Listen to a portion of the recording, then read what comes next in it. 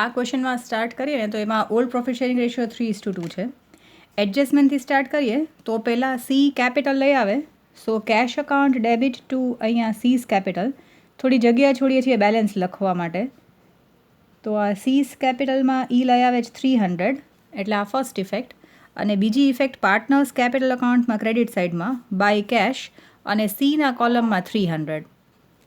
એના પછી એ લોકોએ આપ્યું છે સેકન્ડ, તો ખાલી ઇન્ફોર્મેશન છે કે એ લોકોનો પ્રોફિટ શેરિંગ રેશિયો 3:2 છે. હવે ઇન્વેસ્ટમેન્ટની વેલ્યુ 160 થઈ ગઈ છે. તો તમે બેલેન્સ શીટમાં જુઓ, ઇન્વેસ્ટમેન્ટ જે છે એ 200ની છે, ત્યાંથી 160 થઈ ગયા. તો 40 રૂપિયાનો ઘટાડો છે ને, 40 રૂપીઝ ડિક્રીઝ થાય છે. એ 40 રૂપીઝ ડિક્રીઝને સેટ ઓફ કરવા માટે આપણી પાસે IFF છે 200નું. તો પહેલાં તો ઇન્વેસ્ટમેન્ટની નવી વેલ્યુ આપણે બેલેન્સ શીટમાં લખી શકીએ કે બેલેન્સ શીટમાં હવે ઇન્વેસ્ટમેન્ટ જે છે એ 160ના લખવાની છે. તો 40 રૂપીઝનું રિડક્શન છે એ આપણે IFFમાંથી સોલ્વ કરીએ. તો ઇન્વેસ્ટમેન્ટ ફ્લક્ચ્યુએશન ફંડ આમ તો 200નું છે, એમાંથી આપણે જો અહીંયા જોઈએ તો ઇન્વેસ્ટમેન્ટ 200 હતા, એમાંથી આપણે 40 માઇનસ કર્યા આ IFFમાંથી સેટ ઓફ કરીને, એટલે 160 થઈ ગયા. તો 40 રૂપીઝ અહીંયાથી માઇનસ કરીએ તો અહીંયા આગળ પણ 160 બચે છે, એટલે આ IFFનું બેલેન્સ છે. એ 160નું બેલેન્સ જે છે આ 160 મલ્ટીપ્લાઇડ બાય 3 ડિવાઇડેડ બાય 5 એટલે 96 આને. અને પછી ડાયરેક્ટલી 3:2 છે આ લોકોનો રેશિયો. તો ઇન્ટુ 2 ડિવાઇડેડ બાય 3 કરશો તો પણ આવી જશે, ઓર અધરવાઇઝ 160માંથી તમે આ 96 માઇનસ કરશો તો પણ તમને આવી જશે. એટલે IFFનું ડિસ્ટ્રીબ્યુશન થઈ ગયું. ઇન્વેસ્ટમેન્ટની નવી વેલ્યુ બેલેન્સ શીટમાં આવી ગઈ, એટલે આ થર્ડ એડજસ્ટમેન્ટ પૂરો થઈ ગયો. એના પછી બેડ ડેટ રિઝર્વ 30 રૂપીઝ રાખવાનું છે. હવે બેડ ડેટ રિઝર્વ અહીંયા છે 10 રૂપીઝનું. તમારે હજી 10ની બદલે 30 કરવા હોય તો આમાં 20 હજી પ્લસ કરવા પડે. તો 10 તો છે અને 30 કરવા માટે હજી 20 પ્લસ કરવા પડે. તો એ 20 આપણે રિવેલ્યુએશન અકાઉન્ટમાંથી ક્રિએટ કરીએ ટુ BDR 20. અહીંયા એક્સપ્લેનેશન લખી શકાય કે રાખવાના છે આપણે 30, એમાંથી 10 જે છે એ ઓલરેડી બેલેન્સ શીટમાં છે, તો બાકીના 20 ક્રિએટ કરવા પડશે. અને બેલેન્સ શીટમાં એસેટ સાઇડમાં હવે જે ડેટર્સ જે છે આ debtors 110 minus bad debt reserve હવે 30 કરવું પડશે. એટલે 110 માઇનસ 30 કરશો એટલે 80 જે છે એ આઉટર કોલમમાં આવશે. અહીંયા બેડ ડેટ રિઝર્વ 3030 માઇનસ કરવાનું આવશે. પછી બેડ ડેટ રિઝર્વ પછી બિલ્ડિંગની વેલ્યુ 1000 થઈ ગઈ. તો બિલ્ડિંગની નવી વેલ્યુ લખીએ તો બિલ્ડિંગ પહેલાં 400નું હતું, હવે 1000નું થઈ ગયું. તો બિલ્ડિંગમાં આપણે 600નો ઇન્ક્રીઝ છે, તો અહીંયા બાય બિલ્ડિંગમાં 600નું ઇન્ક્રીઝ. પછી ક્લેમ ઓફ વર્કર જે છે એ 60 જે છે એ વર્કરને દેવાનું છે.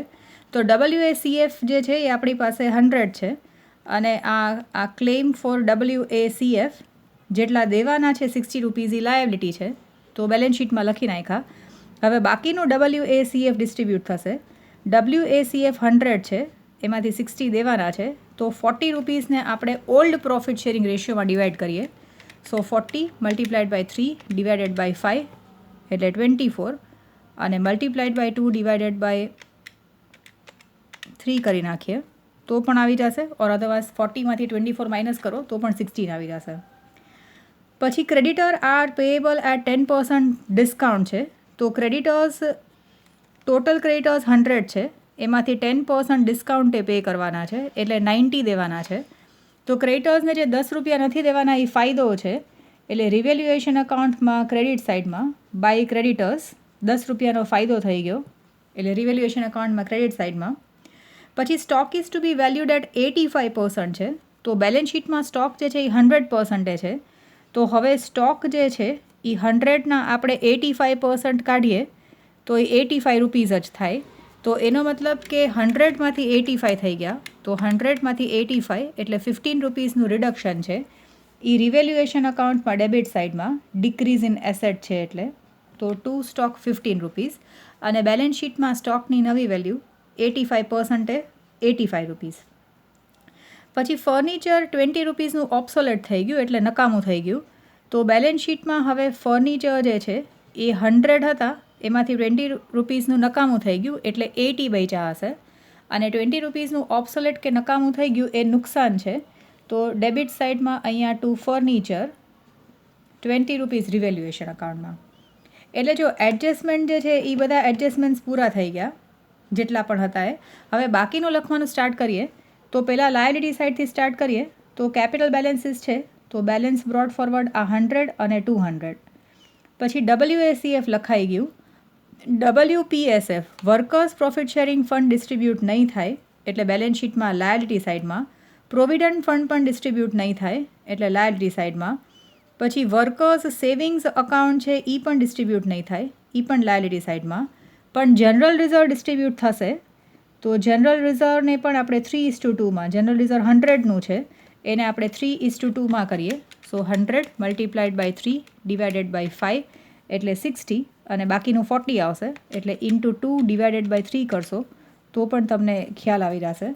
પછી ઇન્વેસ્ટમેન્ટ ફ્લક્ચ્યુએશન ફંડ IFF લખાઈ ગયું કારણ કે એ ડિસ્ટ્રીબ્યુટ કરી નાખ્યું. ક્રેડિટર્સની નવી વેલ્યુ લખાઈ ગઈ કારણ કે ક્રેડિટર્સમાં 10% ડિસ્કાઉન્ટ હતું.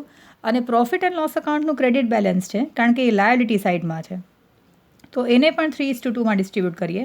એમાં પણ 100 રૂપીઝ જ છે એટલે એના પણ 60 અને 40 જ આવી જશે. એટલે લાયબિલિટી સાઇડ પૂરી થઈ ગઈ. હવે એસેટ સાઇડમાં બિલ્ડિંગની નવી વેલ્યુ લખાઈ ગઈ. પછી નેક્સ્ટ જે છે એ ફર્નિચર છે તો એની નવી વેલ્યુ લખાઈ ગઈ. પછી ઇન્વેસ્ટમેન્ટ છે તો ઇન્વેસ્ટમેન્ટની નવી વેલ્યુ લખાઈ ગઈ. કેશ અકાઉન્ટ છે એનું બેલેન્સ આપણે અહીંયા લખીએ કારણ કે એમાં નવો પાર્ટનર જે લઈ આવ્યો છે એ પ્લસ થઈ જશે. હવે આ એડવર્ટાઇઝમેન્ટ કેમ્પેન એક્સપેન્સ અને રિસર્ચ એન્ડ ડેવલપમેન્ટ એ ફિક્ટિશિયસ એસેટ છે એટલે એ પાર્ટનર્સ જૂના પાર્ટનર્સમાં ડિસ્ટ્રીબ્યુટ થશે. આ એડવર્ટાઇઝમેન્ટ કેમ્પેન એક્સપેન્સ 100 છે એને આપણે 3:2માં કરશું તો જેમાં 100ના આ 60-40 આવ્યા હતા એ આવશે. પછી અહીંયા રિસર્ચ એન્ડ ડેવલપમેન્ટ એક્સપેન્સ એને પણ 3:2માં કરશું તો એના પણ 60 અને 40 આવશે. પછી સ્ટોકની વેલ્યુ નવી લખાઈ ગઈ 85%. ડેટર્સ અને બેડ ડેટ રિઝર્વ પણ લખાઈ ગયું. એટલે હવે બધું જ પૂરું થઈ ગયું. હવે રિવેલ્યુએશન પ્રોફિટ કે લોસ આપણે ફાઇન્ડ આઉટ કરીએ તો આમાં ક્રેડિટ સાઇડમાં આમેય આપણે વધારે દેખાય છે ને તો આપણે બે સાઇડનું ટોટલ લખીએ જેમ કે ક્રેડિટ સાઇડનું ટોટલ 610 છે અને 2 + 2 4 અને 5 આનો ટોટલ 55 છે. એટલે આ 610 એમાંથી આપણે ડેબિટ સાઇડનો ટોટલ માઇનસ કરીએ તો આ 555 આવશે.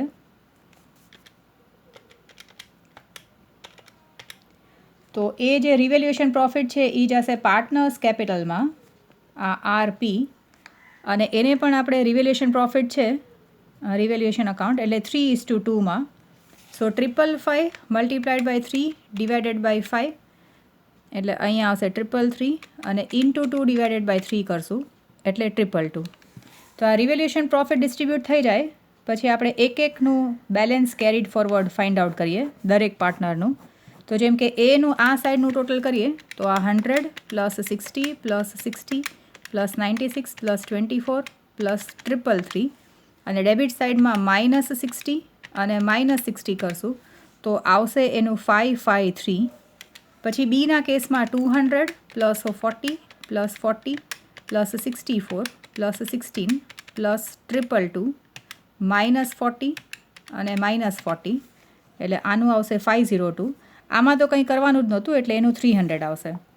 પછી હવે નવી બેલેન્સ શીટમાં 3 પાર્ટનર્સનું બેલેન્સીસ દેખાશે તો આના છે 553, 502 અને 300 અને હજી આપણે એક આ કેશ બેલેન્સ જે છે એ ફાઇન્ડ આઉટ કરવાનું રહેશે કેશ અકાઉન્ટમાંથી. તો અહીંયા બાય બેલેન્સ કેરીડ ફોરવર્ડ કરીએ તો આનું 400 બેલેન્સ છે. પહેલાંના 100 હતા અને નવો પાર્ટનર 300 લાવ્યો તો આ એક ભૂલવાનું નહીં ને આ આપણે નવું છે કે જે આપણે કેશને બંધ કરીને અહીંયા આપણે ટ્રાન્સફર કરવું પડશે. તો હવે આપણે ટોટલ ટેલી કરીને જોઈએ કે આવે છે કે નહીં એટલે તમે ત્યાં સુધી જોઈ લેજો આ સમ.